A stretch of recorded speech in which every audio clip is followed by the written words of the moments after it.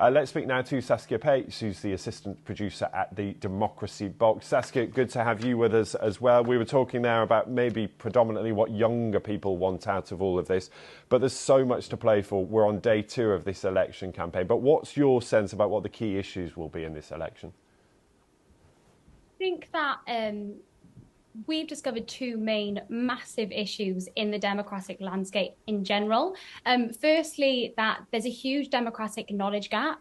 So a lot of young people, old people, everyone in between, we're not taught about this stuff in schools, which means that when we come to the second issue, which is the frenzy that happens every time there's a general election, you get a lot of people in the country who are sat not knowing who to vote for, what is a vote? How do I vote? Who's an MP? Who's an MS? Government, parliament, all these terms that we don't understand.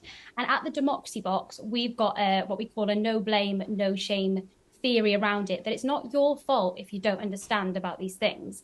We're there to try and fill that knowledge gap with the help of the Electoral Commission. I know you were just talking about where to find this information. I would urge people to look to the Electoral Commission for all of their information about these. Where do I vote? Who do I vote for? What's a postal vote? They have amazing guides on the Electoral Commission that are neutral. So they're not associated with any party. It's just neutral, safe information that people can find out all about the election from. Yeah, and Saskia, a lot of people watching this might be reassured that young people are actively engaged in this, because there's a tendency, isn't there, for us all to think that, young people don't care about politics. But, just looking at some things that people are Googling here and searching for online, how do I vote on holiday? How do I get a postal vote? Am I registered to vote? What is the constituency that I'm in? Really important, fundamental questions that people need to understand to make sure they are eligible and registered to vote ahead of July the 4th. Absolutely. And young people really care. You only need to look at the levels of activism amongst young people to see that we really care. It's just that like I said, we're not taught about this stuff in school. And it's about the fact that democracy is for every day. Democracy is not just for putting an X in a ballot box. Democracy is talking to your friends about what you care about. It's volunteering, getting stuck into the community. It's knowing that your MPs and your councillors work for you.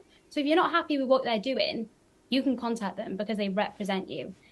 We have a number of channels on the Democracy Box. So we've got a TikTok, we've got an Instagram, we've got a YouTube, we've got a podcast. There's a really good podcast I'd recommend everybody listen to on their walk this afternoon, on your lunch break. It's everything you wanted to know about democracy, but were too scared to ask. And that is an issue that we've seen among communities that's age-wide. It's not just young people that are feeling silly for not knowing this stuff. It's people from, 18 to 108. Everybody feels this level of shame for not understanding, but actually it's not your fault. And we're there to help kind of bridge that knowledge gap. And that's why we think that the BBC and the Democracy Box and the Electoral Commission should all be working together to help close that knowledge gap so we can be a true democratic society and use our democratic voice election days and all year round. Yeah, knowledge is power. That's the message in all of that, isn't it? And talk to me about fake news, because we know that, and I was discussing this with Janelle, the idea that every election that comes around, there's more ways than ever to get information. Not all of it is true. How do you try and combat that at Democracy Box? I think it's really difficult in an age where we are being bombarded with messages from left, right and centre all the time across so many platforms. And it's really difficult to know the agenda. And that's why I would always urge people to go through the Electoral Commission as a neutral source of information. They are non-partisan, they're not affiliated with any party. So I would always recommend they go through the Electoral Commission. And like I said, the Democracy Box, we are partnered with them. So all of our kind of information that goes out is verified by them too. In terms of where to find information, there's just a couple of places that I would direct people to go to. So there's 2 really useful websites. whocanivotefor.co.uk will give you a list of all of your candidates in your area. And there's also a website called wheredoivote.co.uk, which will show you exactly where your polling station is by your postcode. But remember, you have to register to vote if you want to vote. It's no use just turning up. You need to register to vote, and a reminder to make sure you've got your voter ID as well. Such good advice, Saskia. Really great to have you with us on the programme this afternoon. Thank you, Saskia Pay, there, assistant producer at The Democracy Box. Now, we were down with the Liberal Democrats